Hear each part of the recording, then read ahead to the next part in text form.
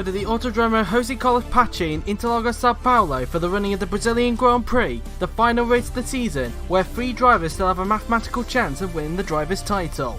Coming into this week, the final 5 seats for 2019 have been confirmed, so without further ado, let's get cracking. The first team news of the day concerns McLaren, as they have announced the 2017 DTM runner-up Kirishima De Rosa will remain with the team for another season. Kiro has had a mixed season, with most of the bad luck he has had not being his fault. He currently lies 16th in the Drivers' Championship, 4 points ahead of his current teammate Roberto Gamba, and his team McLaren lie 9th in the Constructors, 10 points behind their nearest rivals Toro Rosso. Kiro's highest point this season has to come at Monaco, where he finished second after doing a one-stop strategy, taking his first ever top-class podium and McLaren's first since Japan 2014.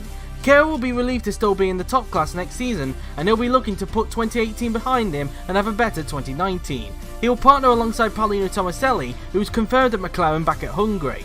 As a result of this news, it means that Roberto Gamba will be leaving the team at the end of the season, which was to be expected given the tricky season the Italian has had this season.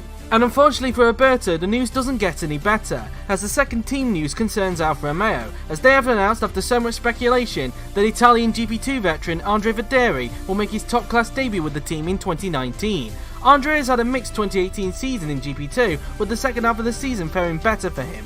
He finished the GP2 season in 10th place, having lost on a countback to 9th place Dennis Graff, and his team Charouz finished 7th in the team's championship, 1 point behind 6th place Prema. Andre came so close to getting a top class seat for 2018, having put Williams down as his number 1 choice. However, he missed out on the second Williams seat to American Lean Campana. Andre will be happy to finally make his top class debut in 2019, and he will be looking to make an impression in his rookie year. He will replace fellow Italian Paolino Tomaselli, who will be moving to McLaren for 2019. As for Roberto Gamba, it is bad news for him, as unfortunately for the popular Italian, he has found himself without a drive for 2019. The third team news of the day concerns Force India, as they have announced that Hungarian Roland Motrin will remain with the team for 2019 when the Silverstone-based outfit rebrands itself as Racing Point. Roland has had a brilliant 2018 despite a few hiccups during the second half. He currently lies 11th in the Drivers' Championship, 6 points behind Italian Paolino Tomaselli, and his team Force India lies 7th in the Constructors, 12 points behind 6th place Sauber. Roland's highest point this season came at Spain, where he finished in a brilliant 4th position, just missing out on a podium. He would have had a podium place finish at Russia were it not for a 15-second time penalty that he received after causing an accident with Ferrari's Armagh car. Roland will be relieved to still be in the top class next season, and he'll be looking to continue that momentum that he's been showing this season into next season. He'll partner alongside George Rowe, who he will reunite with, having been teammates with him at Force India back in 2010. As a result of this news, it means that Turavi Alterna will be leaving the team at the end of the season, and unfortunately with not that many seats left on the grid, it means that the 2015 GP2 champion has been left without a drive for 2019. The penultimate team news of the season concerns probably the most talked about team in this year's silly season. That team being Austrian energy drinks company Red Bull, as after so much speculation with it going back and forth, they have announced that the man who will partner alongside Franco Gamba next season will be 2009 World Champion Miklos Gau. Miklos has had a tricky 2018 season, with the last part of the season being very crucial in his future in the top class. He currently lies 5th in the Drivers' Championship, having overtook his current teammate Joel Hutter in the standings last week, and his team Red Bull lie 3rd in the Constructors, over 200 points behind 2nd place Ferrari. Red Bull haven't achieved a victory this season to the shock of everyone, and have suffered a lot of reliability problems, which has prevented them from mounting a real challenge at the title. Miklos will be relieved to remain at the top class next season, and he'll be looking to put 2018 behind him and have a better 2019 when Red Bull switches from Tag Heuer branded Renault engines to Honda engines. As mentioned earlier, he'll partner alongside Franco Gamba, who was confirmed to be a Red Bull driver back at Hungary. The final team news of the season concerns Renault, as after so much speculation, they have announced that 2-time world champion Jay McKenzie will remain with the team for another season, having just missed out on a Red Bull drive for 2019. Jay has had a mixed season with a lot of high and low points during the course of the season, which has led to him being behind his teammate Evan Byrne in the championship. He currently lies 12th in the Drivers' Championship, tied with Brazilian Gabriel Gomez, and his team Renault lie 5th in the Constructors, 10 points ahead of their nearest rival Sauber. Jay will be a bit disappointed that he missed out on an opportunity to be at Red Bull for 2019, but he will at least be safe in the knowledge that he's at least got a drive for next season. Jay will be looking to improve on this season and hope that he can do well enough to one day rejoin a front-running team again in the future. Unfortunately for Julius Anderson and GP2 champion Davy Suarez, they have both missed out on an opportunity to be on the top class grid for 2019. As a result of this news, we now have a complete grid for 2019. So just to recap, here are the teams and drivers for 2019 in current Constructors' Championship order. Mercedes will retain their lineup of championship contender Franco Lopez and 4-time world champion Florian Volker, who could become a 5-time world champion by the end of Wednesday. Ferrari will retain their lineup of championship contender Amar Kar and 2-time world champion Joseph Willows. Red Bull will retain 2009 world champion Miklos Gau for the 8th successive season, and he will be joined by 2011 GP2 champion Franco Gamba. Haas will have a new lineup consisting of 2 GP2 promotees, which are Brit Chris Chatfield and 2018 GP2 runner-up Jared Fosbury. Renault will retain their lineup of 2-time world champion Jay McKenzie and Irish veteran Evan Byrne. The renamed Alfa Romeo team will retain 2017 DTM champion Gabriel Gomez, and he'll be joined by Italian rookie Andre Vaderi. The renamed Racing Point will retain Roland Motrin, and he'll be joined by 4-time race winner George Roque, who will return to the Silverstone-based team and reunite with Roland for the first time since 2010. Toro Rosso will have an all-new lineup consisting of Formula E promotee Matteo Catalan and GP2 promotee David Kupak. McLaren will retain Kirishima De Rosa, and he'll be joined by current Sauber driver Paulino Tomaselli. Williams will retain their lineup of Felix Sontag and Lee Campana, and Manor will retain 2017 GP2 runner-up Maxim Titkov, and he will be joined by 2018 DTM champion Rosetta Martinez. With these news out of the way, we now know that along with Joel Hutter, Etienne Jones, Ennis Barachki and Davey Greenwood, these 3 drivers will not be on the top class grid in 2019. These are McLaren's Roberto Gamba and the 2 biggest ones, which are Toro Rosso's Laura Chong and Force India's Taravinao Terranon. These 3 drivers may end up as test drivers for 2019, but whether they will or not remains to be seen. Speaking of which, 5 of the 11 teams have already confirmed their test drivers for 2019, and they are on your screen right now. Mercedes will have 2010 GP2 champion Rifki Fakhrizadeh, Red Bull will yet again have Rahul Patel, Alfa Romeo will have Irishman Aaron Curtis, Toro Rosso will have Russian Formula E driver Ruslan Proksiuk, and Manor will have former Williams driver Adam Wolff. The other 6 teams, which are Ferrari, Haas, Renault, Racing Point, McLaren and Williams, are still yet to announce their test drivers for 2019. Certain drivers will be offered a test role later tonight, so if any of you have missed out on a drive for 2019, or you have put your name down for a test role but you haven't been offered yet, keep an eye out on either your Twitter, Discord or any other social media platform, as you could be offered with a test role for 2019. The remaining 6 test drivers will be announced on Saturday night via the GP4 OC Twitter. In other news, the lineups for GP2 next year have also been confirmed, and just like the last 2 seasons, here is our GP2 commentator Robert Ionescu to go through the teams and drivers for the 2019 GP2 season. The 2018 GP4 OC GP2 season has been a very entertaining one, with Jared Fosbury, Chris Chatfield, David Kupak and Andrea Federi being promoted to the top class. The grid for 2019 has changed quite a lot. How so? It's time to find out. First up, the team's champion Zard Grand Prix will be retaining Thomas Anderson, and joining him will be Henry Watson making the move over from BWT Arden. Campos will have a whole new lineup of 2 returnees coming over from Formula E. Those are Lorenzo Tomaselli and Tomasz Pascual, both of them with some history in GP2 of course. MP Motorsport are next, and they will retain the services of Jake Galloway, who won his first race in Brazil, and he'll be joined by a rookie coming in from Formula E, that being of course Ruslan Protsiuk. Trident will have a whole new lineup as well, with Thomas Bennett staying at the team, but of course with Chris Chatfield gone, he'll be replaced by Dennis Graf. The German, who had a good end to the season, will be making a step up to Trident. Dams have the whole new lineup as well, with David Suarez not signing up for a seat, and Juan Minguian not being on the grid for next season.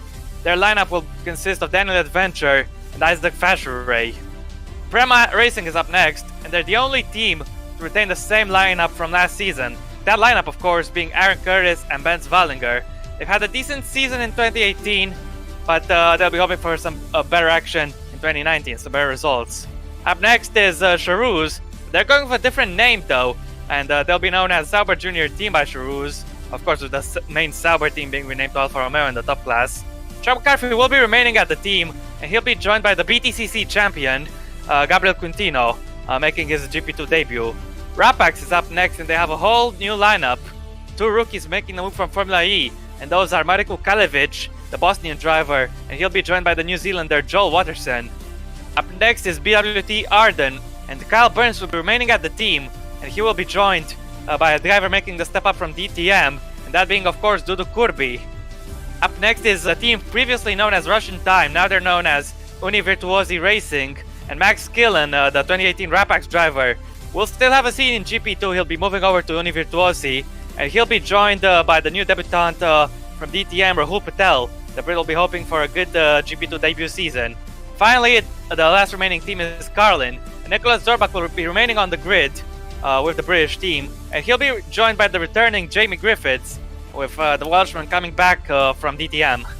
And those are the lineups.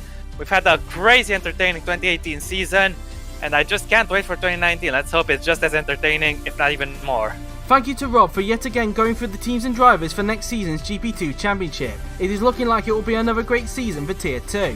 One name that you may have noticed was not on the 2019 GP2 lineup was the 2018 champion Davy Suarez. This is due to the fact that the reigning champion didn't put his name down in the 2019 GP2 sign-ups, which means as a result that if he wants to continue to race in the GP4 OC fraternity, it means that he'll have to apply for either DTM, Formula E or BTCC. Same applies to anyone who has missed out on a drive in either the top class or GP2. However, you better be quick because the sign-ups for all three of those tiers will close within the next few days after the 2018 season draws to a close. Whilst on the subject of sign-ups, a reminder to anyone who hasn't that the sign-ups for the off-season endurance series will close tomorrow straight after the top class race in Brazil.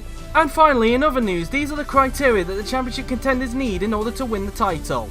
Both Amar Khan and Franco Lopez will need a bit of luck on their side in the race as they are 19 and 20 points respectively behind championship leader Florian Volker. So who will walk away as the 2018 world champion? Will Franco Lopez in his first season with the Silver Arrow become the first ever Argentine to win the title? Will Amar Khan finally break his duck and win his first ever world title and become Ferrari's first since 2015? Or will Florian Volker yet again make history and become the first ever 5-time world champion in the series and thus become the first driver in GP4 OC history to win a championship with 3 different teams? Tune in to the title decider tomorrow to find out who out of these 3 drivers will become the 2018 GP4 offline champion. And that is it, not just for this week, but also from Series 6 of the GP4 OC News. I would like to take this time to thank Yuri yet again for allowing me to do this series for another season, and I would also like to give a huge thank you to everyone who has been supportive for this series, especially during the pilot and first episode, when the news was presented in a different format due to my Macintosh laptop breaking on me. Again, thank you to everyone for understanding the situation I was in at the time. The GP4 OC News will return midway in 2019 where we will have another 10 episodes and a pilot episode to determine the lineups for the 2020 season, which will be the last top class season to use car performances based on real life before we switch to the fantasy era for 2021. But until then, I've been JW97, your presenter of the GP4 OC News, and I will see you very, very soon.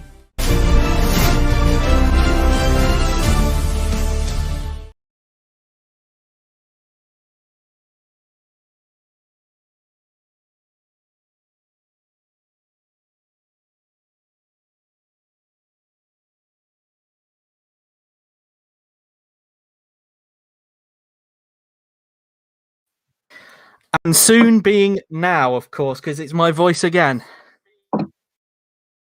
As I could hear myself. Sorry about that. But anyway, welcome to practice here for the Brazilian Grand Prix, the final practice session of the season. I am JW97, and I'm joined by somebody else this time, not Will Neller. This time I'm joined by Evan. How are you doing? Good. Thanks for having me on board, Joe. I know it was a late call from Will having to leave for a meeting, but always happy to be here, especially for the end of the season practice session and just right after the news. So, yeah, absolutely. Some of you may have never heard of Evan's voice before, but that is his voice. So anyway, it is the final practice session of the season, and as Evan just said, we just had the final team news just confirmed to us as well, the final 5 seats, and of course the GP2 lineups as well, along with 5 test drivers being announced so far. We'll probably go through them during practice for anybody who missed the news or have probably just joined. But anyway, we are getting cracking for the final practice session of the season, so we should be soon going there very soon. And as you can see for this practice session, it is going to be wet, and from the looks of the color code, it looks like we will be using the normal wet tires, so the blue tires rather than the grey tires. But for this week, of course, in terms of the dry tires, we are using the super soft tires, so it will be interesting to see what strategies play out if indeed it is dry for tomorrow. We'll have to wait and see on that. But I think without further ado, let's get to the final practice session of the season. So what are you expecting then from this decider, Evan? Obviously, we've got a title decider. Of course, both Franco Lopez and Amar Khan will need a bit of an ass. So what are you expecting? Well, the easy choice would just be to say, "Oh, Florian's going to win." He just has a massive cushion over everyone else, and needs so many things to go against him just in the race that, well, he's more than like 9 times out of 10 he wins the title, but there is still a chance that he does actually like retire from the race or just has a bad one, and either Franco or Ormer just capitalizes. But it's still going to be interesting. We know that title deciders in the OC don't tend to well really work out how do you think they will. Especially in GP2 as well. Remember, a few seasons ago, actually, on this very track, we had a title decided between Gabriel Quintino and Taravi Nalterno, and Taravi was like about 22 points behind Gabriel going into this race, but he still won it. And so, yeah, that was that race. So anything can happen as well. It doesn't always go according to plan, but so far, Florian, it has to be said, is looking to be the favourite going into this, but you never know, of course. So, coming into this, we are now on the track. I've noticed that one of the Red Bull drivers has a different helmet. Is that a test driver or is that Miklos' new helmet? I'm not 100% sure on that. I think Rahul might be in the car of the session. I have to see, of course, because it is the car behind George at the moment. Confirmation that it is Rahul Patel. So we've got Rahul Patel in the car for Red Bull, as you can see right there. Now, oddly enough, if you just saw the news, he is going to still remain as the Red Bull test driver for next season and will also be in GP2 next season, as we also discovered as well, driving for the new Univertuasi team. Well, I said a new Univertuasi team. It's basically Russian time, but with a brand new name and a brand new nationality. It's basically a new identity, really. But as a result of him being the Red Bull test driver again, he will be able to run a Red Bull livery in GP2 next season, as will Ruslan Proxy. So you'll probably be seeing 2 Red Bull liveries next season in GP2, because Ruslan is also in GP2 next season with MP Motorsport. Another guy who will have a custom livery in GP2 next season will be Aaron Curtis, after he was confirmed to be the Alfa Romeo test driver. So in a way, you've got an Alfa Romeo livery, and then you've got a team that's called Sauber Junior, team by Charouz. It will be very interesting, but obviously the Sauber team by Charouz had a different livery in real life. They had quite a grey livery, which kind of reflected back to their 2013 Sauber livery in a way, which was quite a nod, it must be said, as Rahal tries to pass George Rote there, but isn't going to quite make that one work out. So it will be interesting to see how these times go. It'll be very interesting to see as well if the session dries up towards the end, Evan. Yeah, because like as we know, where it can be pretty much anything come race day. So if we just get practice in both the wet and the dry, you can kind of be prepared for anything on Sunday.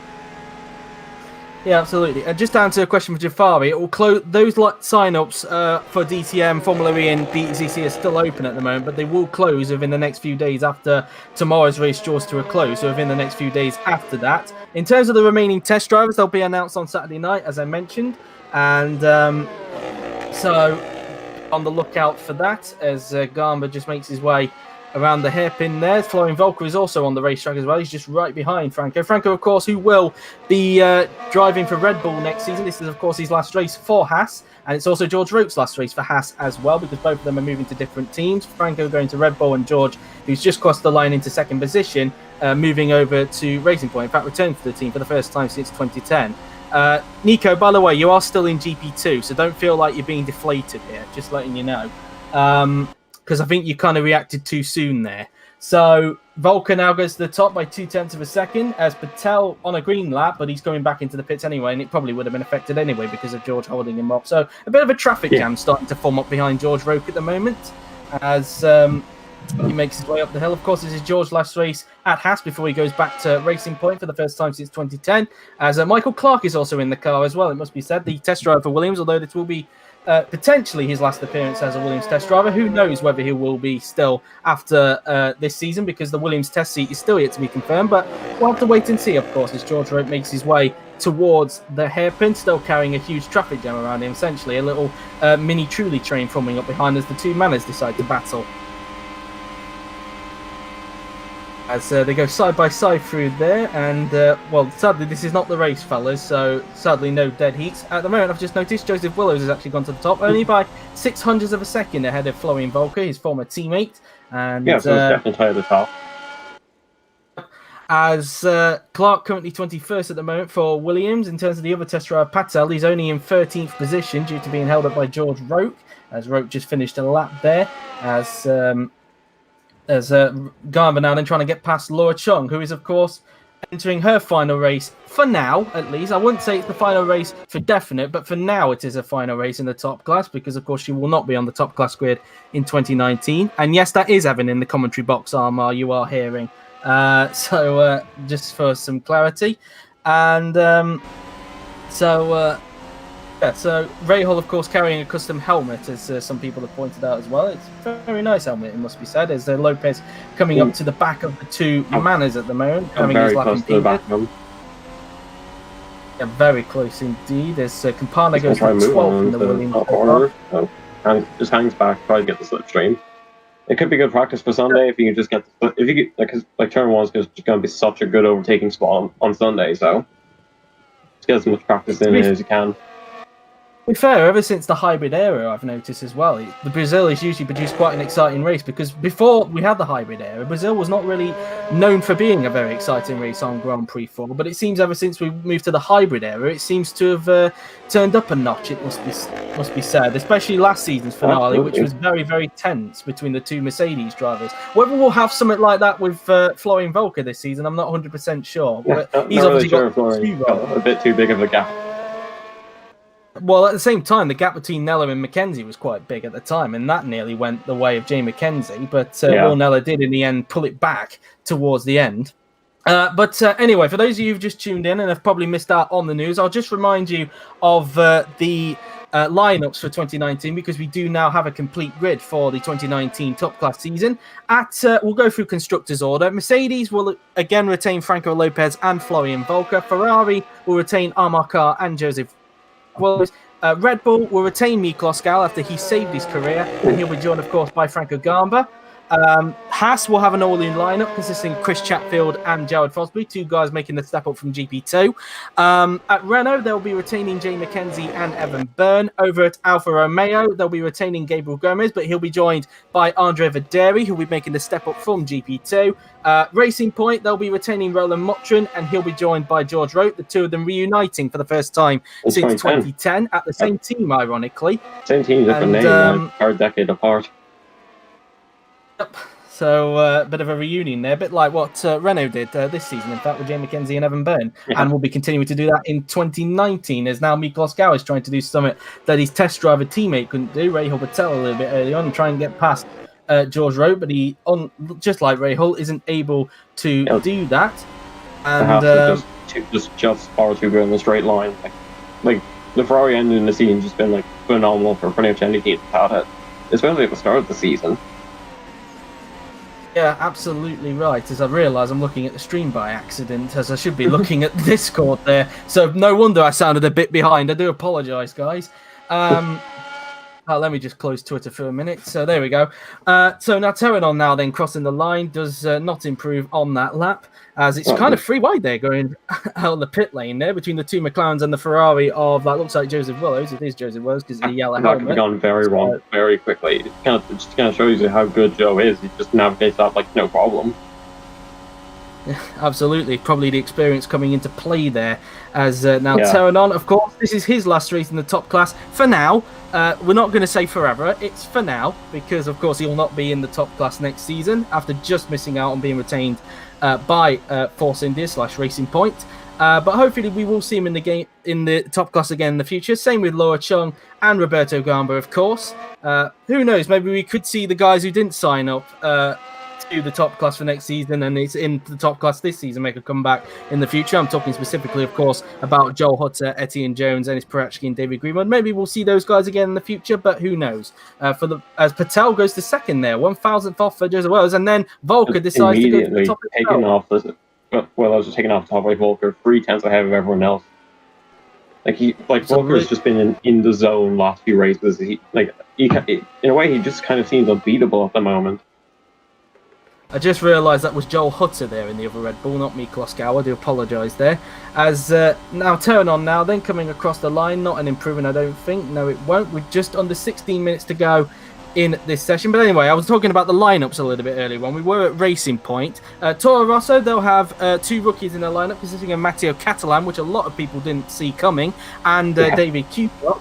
McLaren, they will be retaining Kirishima De Rosa, so he saved his career, and he'll be joined by Paulino Tomaselli. Very interested to see how that lineup works out next season. Williams retaining their lineup of Felix Sontag and Lincoln Parner, and Manor will, of course, have Maxim Titkov and the 2018 DTM champion Rosetta Martinez, skipping GP2 and going straight to the top class. So it'll be very interesting.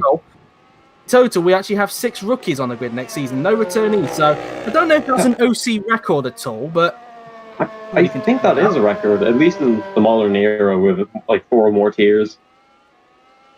Yeah, absolutely. So a huge number of rookies next season. Even Yuri described it as a very rookie-filled grid for next season. The 6 rookies, of course, being Andre Vaderi, David Kupop, Chris Chatfield, Jared Fosley, Matteo Catalan, and Rosetta Martinez. So it'll be very interesting to see. No returnees, which is quite odd. I don't think we've ever had that before, where somebody has not been able to return to the series. So I think that might be a bit of a first in the OC. So very interesting.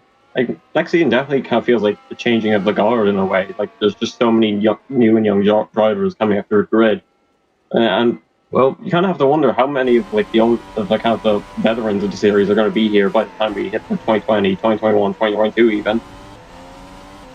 Yeah, absolutely. But maybe this could be the only chance. We'll have to wait and see. Of course, that we'll have to wait and see if we ever see a returning again. I should imagine so. I don't think this is going to be the trend for the future, but it is quite an oddity that nobody's returning to the series next season, especially somebody like Julius Anderson, who's been trying to get back in the top class as well. Same with the likes of Roman Krag. Hopefully we do see those guys again in the future, because I know those two are very popular in the OC, and a lot of people would agree that they should be on the top class grid. Both of them had great seasons as well. Really unfortunate in the end. Absolutely as well. And you could say the same for David Greenwood as well. Of course, he will not be in the top class next season as he didn't put his name down, but he has shown some brilliance in the Toro Rosso in his remaining 4 races, especially in the last race where he picked up his first points of the season, which as a result means Titkov is yet again the only person yet to score a point. This is essentially his last chance to not feel like the odd one out this season. So that's that really. Especially because one of those big surprises I saw people talking about was that Davi Suarez, who won the GP2 title, wasn't able to make the grid this season. Yeah, absolutely. We remember as well, Davey was a contender for Renault, let's not forget, along with the likes of Jay McKenzie and Julius Anderson. But with Miklos being retained at Red Bull, it seemed a bit of a sure at that point that Jay would obviously stay at Renault, which is a bit of a shame, really, because I would have loved to have seen Davey on the grid next season, of course, given that he is the GP2 champion, winning it at his home race last week. And unfortunately, he's not on the GP2 grid either, because he failed to sign up for GP2 in 2019. Because unlike in real life, the champions are allowed to do another season of GP2. And unfortunately, Davey did not sign up, hence why he's not on the GP2 grid for 2019. So he will not be able to defend his title as a result. He at least could. He could potentially make the grid for DTM, but again, I'm not 100% sure if he signed up for that. We'll have to wait and see, of course. Only Flo will know that as well. Oh, okay, we've got a bit of some news regarding DTM sign-ups. So this is quite a big one. Along with the endurance sign-ups, which are closing straight after the race, the DTM sign-ups for 2019 will also close tomorrow after the race. So if you haven't signed up yet for DTM and you've missed out on driving either the top class or GP2 and you're interested in DTM, you better be quick, because those sign-ups close tomorrow. So be aware of that. Just to talk about how the current standing in the practice, like Lincoln Parner on the Williams, 11th place, 1.8 seconds off Volker left. It's a bit of a fantastic lap. Yeah, he has been known for being quite a good qualifier, it must be said. Lincoln Parner that season. It was. You just saw that. He got a little bit offline there. And just ran right over the curb. Oddly enough, as I speak about the rain coming down to that corner, a few seasons ago, you may remember there was a pile-up that happened down there in 2015 involving the likes of Kirishima De Rosa and Robert Hunter as well, and it nearly cost Florian Volker the World Championship as he lost his front wing in that. The scenes if that happened, because of course Jay McKenzie was pretty much in contention for the win in that race, and given that Jay was an outsider and he was only in it on a countback, really. Imagine the scenes if Volker crashed out in 2015 and Jay won the race. Jay would have probably been a 3-time world champion. And the same could be said last season, really, as we mentioned earlier. If Will Neller didn't score any points and Jay didn't run into the back of Etienne, who knows what would have happened. So Jay could have left Mercedes as 3-time world champion, which kind of a bit of a closing statement to his career time there.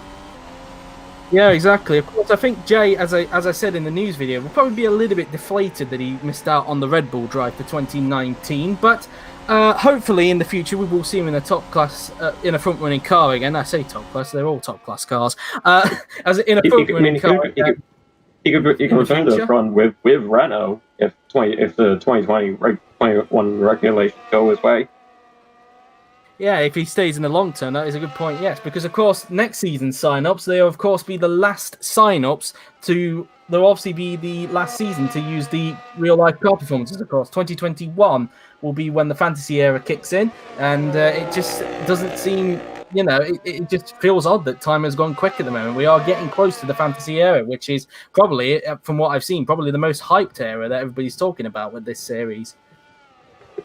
Like, there's just so many variables in the 2021 season that really any team could be a good sign-up choice if everything goes your way. And we could potentially see someone like Red Bull or Ferrari just kind of be stuck in the midfield for like several seasons if they just kind of get unlucky in every season. Indeed, as we just briefly looked at Franco Garmin there, but we're now looking at George Roque, who's currently not improving. Roque at the moment currently in 14th position, so not having the better times in the wet condition. But of course, this is only practice. Qualifying, of course, will be coming on after this as well. Yui will be turning off the stream and then turning it back on to ensure that they are two separate videos, of course, so then they're not joined together, so to speak. So that's that really. So we'll be off the air briefly, but we will be back on a little bit like a few seconds or about a minute later to do the qualifying session. But Clark does an improvement there in 21st position. Whether this will be his last, whether it will be the last time he will be a Williams test driver or not, we'll have to wait and see. The Williams test seat is still... Yeah, we'll have to wait and see, though. I mean, the Williams test seat is still up for grabs at the moment because that hasn't been confirmed. But as a reminder as well, the remaining 6 test seats will be confirmed on Saturday night. So if anybody hasn't been offered yet, keep an eye out, as you could be offered later on tonight. So keep an eye on your DMs for that one. Yeah, car goes into 6th position. So the top 6 is basically the regular group that we've seen throughout this season. And I guess the only surprise is that Vettel outpacing Cutter in his final F1 race. Possibly, maybe even his last race in the OC in general. Yeah, because I don't think he signed up for any other tier as the speaker of the moment. I might be wrong. I haven't seen him. Maybe we'll have to wait and see. Maybe, who knows, he might be trying to take a sabbatical for the moment and probably plan to come back in the future. We'll have to wait and see on that, as there's a few more cars coming out. I think at the end of the day, he'll be happy to see the end of the season. It's just been a really bad year for Red Bull. He's kind of expecting to get at least 1 or 2 wins, but they've just got a couple of second places, and that's about the best it's gotten. I mentioned it as well in the news video as well, that how much of a disappointing season it's been for Red Bull, because I think it's fair to say that before the season began, we were all expecting the same 3 teams to fight for the title, Mercedes, Ferrari and Red Bull, and only 2 of those teams have been able to continue that. Red Bull have just been in no man's land this season, it must be said, very surprisingly, and obviously this is their last year with Renault Power as well, so they'll be hoping that a switch to Honda Power can get them back towards the front. But yeah, it's been a weird year for Red Bull, it must be said. For Renault Power teams in general, like only really the factory teams had like a good year. McLaren have struggled massively this season. They kind of been like heroes. I'd only say Renault will probably be the better Renault team this season, which is not really a reflection of the constructors, but Renault have definitely made a step up this season, it must be said, especially with Evan Byrne picking up a consistent string of points, and even Jay McKenzie looking like he's starting to pick it up towards the end of the season as well. Obviously, they're in a battle for 5th in the Constructors as well, because, of course, they can't surpass Haas. Haas have officially got 4th in the Constructors, but they are in a bit of a fight with Sauber and Force India for that 5th position. Obviously, Force India are a little bit of an outsider. Their main rivals are, of course, Sauber, who are surprisingly 10 points behind. And what was a big surprise to everyone, I think nobody expected Sauber to break the 100-point barrier this season. Yeah, it's been definitely like a really good year in the championship for Sauber. Like Paulino's been again another fantastic season. Like Gabriel's had like a solid comeback to F1, but he'll definitely be looking to improve in next season, especially because he'll be the one leading the team with Andrea Pederi as his backup. Well, as we were mentioning Red Bull a little bit earlier on, one thing that we didn't mention was the fact that they haven't achieved a victory this season. It's only been Mercedes and Ferrari that have won a race this season. This is essentially their last chance to basically get a victory, because otherwise, if neither Joel or Miklos win, it will be the first time, I think, since I want to say 2007, I think, that Red Bull have had a winless season. So. Like 2008, since like 2008, unless you're counting Toro Rosso winning, which coincidentally was won by running for the main team. 2008 it was that they didn't have they had a winless season. They did come close to winning a race in 2008 with James Willows, but they missed out in Hungary to Page Knight in the Toyota. I wonder who that was. But anywho, as Roberto Garber as Roberto tried to have a go at the Force India there, but didn't quite work out. There is a huge traffic jam that's forming down that back straight there, so very interested to see what's going on. Evan has got a little bit of an update on his helmet for this race. Maybe you can go into a little bit of detail what that update entails. Well, I would, but it wasn't updated. The one I'm using right now is the one I've been running all season, so... Yeah, I presume that might be in effect in qualifying, I presume? Or is that going to be... Well, if you already updated in qualifying, we'll see, but yeah. Yeah, we'll have to see on that, as we've got just under 5 minutes to go in the session. Volker coming back into the pits, the man who's currently top of this practice session. Still trying to get past Manor. Yeah, that man has been holding everyone up today.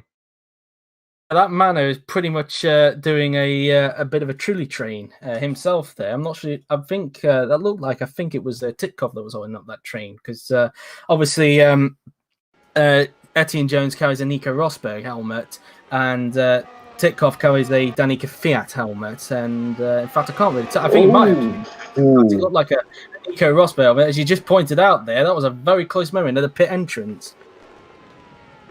Jesus, Roberto, that was way too close. Too close for comfort. Thankfully, it didn't end in disaster like we saw in 2016 with David Greenwood. Here's a replay of it.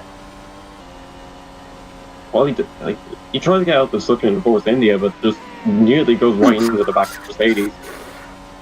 Yeah, that Mercedes being Florian Volker, of course. So imagine if that was the race and he hit the back of him. That would have been very interesting. Especially if either Carl Lopez was leading the race at the time. That would have been very, very interesting indeed. So, as Garber now, they're making his way through the double left-hander now, as we ride on board with the Italian. And question. Yeah, that's actually a very good question. What has been the best moment of 2018? Well, what's been yours, do you think, Evan, in your opinion?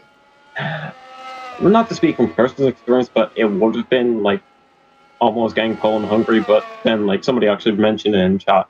But during the DTS Spa race, Rosetta Martinez overtaking 4 cars on the Camel Straight, which was unbelievable. Like, I don't think I've ever seen anything look quite like it. Just you kind of have to give props to Manor for giving him that, for just giving him the seat right away. Because hell, I would give him the F1 seat after that, no matter what season he had.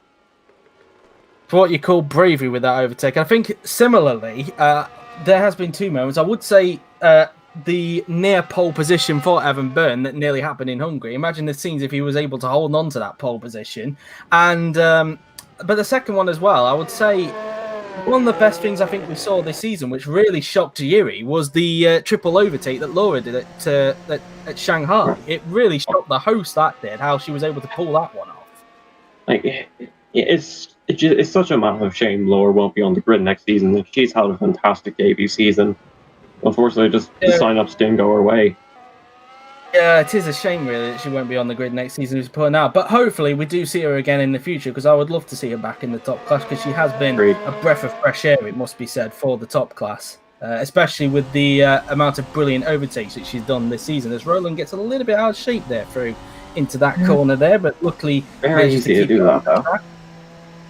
Indeed, especially if it's wet as well, which, who knows, maybe the race tomorrow could be wet. We'll have to wait and see. Last season's race was dry, but the previous 2 before that race, the previous 2 title deciders were wet as well, so who knows, really. This is the 4th successive season that the championship has gone down to the final race, Whether it will produce the same sort of tension that we saw last season, given the gap between Florian, Armar, and Franco, we'll have to wait and see. But it will be interesting. Now we've got just under 2 minutes to go as Ray Hall puts a pass there on Evan Byrne down at turn 4 there. And this will probably be his penultimate lap unless he's deciding to pit after that lap. As here is Jay McKenzie, who will be remaining at Renault next season. Renault deciding to retain their lineup, and something quite odd for Evan is that he'll be actually staying at a team for a third successive season, which I don't think has ever happened in his career, to be honest. I mean, Renault is a long-term project for the team, so it kind of makes sense that he'd stay on if he thinks he can win a title like in the next couple of seasons. Especially when the fantasy era kicks in as well. Like at the same time, you have to give Renault respect for just kind of how much they've improved the last few seasons. Because in 2016 they were just gonna say it like absolutely horrendous. Like probably one of the worst teams we've ever had in the OC.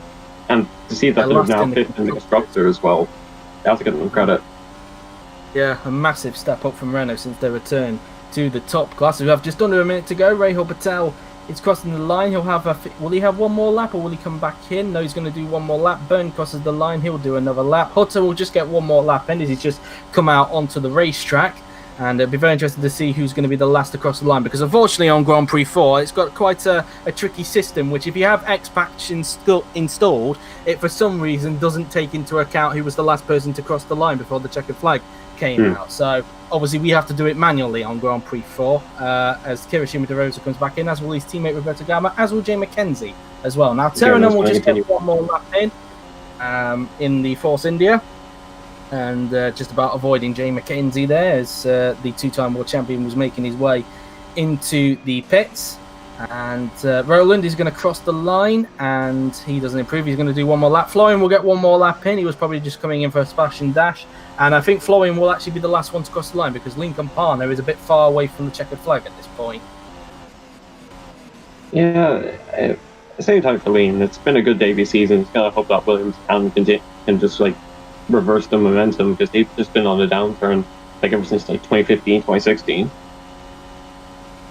Yeah, absolutely. As in fact, someone brought up a best moment of George Rote getting his first podium in a number of seasons, on a technicality, of course, because of course Roland had that podium, but he obviously got a penalty. But it was still a great moment for George, as there's some side-by-side action here as Carr goes up to 6th, getting a bit of a toe there from Clark, it must be said. Here comes Rahul Patel. He's going to cross the line. I'd say another great moment as well was Franco Gamba getting a podium as well, and a much-deserved podium as well. It must be said he had some brilliant pace in France, and it's probably due to them performances that he was able to get the Red Bull drive for next season. Honestly, I cannot wait to see what Franco can do in that Red Bull next season. Hopefully, that's a year for Red Bull with the Honda engine, but I am looking forward to it. Like, it's been long overdue. Franco's always been kind of like one of the best drivers on the grid, but we've never got a chance to see him in a top car. Like Red Bull himself kind of kept him in Toro Rosso for like a good number of seasons, and the moment he leaves is like he has the best season of his career, and they immediately kind of want it back. Yeah, as now Teranon meanwhile is on improving on his final lap. Let's see, and he goes up to 14th, and there's Florian, the final car to cross the line, and he's not going to improve, but he will be at the top of the session then. So after practice here at Brazil, it is Florian Volker at the top with Joseph Wells in second and Red Bull test driver Rahul Patel in third position. So that is practice for the Brazilian Grand Prix. We're just going to take a little short break, so we'll be offline briefly, but we will be back in about a few minutes, or a few seconds I should say, for the qualifying session ahead of the Brazilian Grand Prix. So don't go away.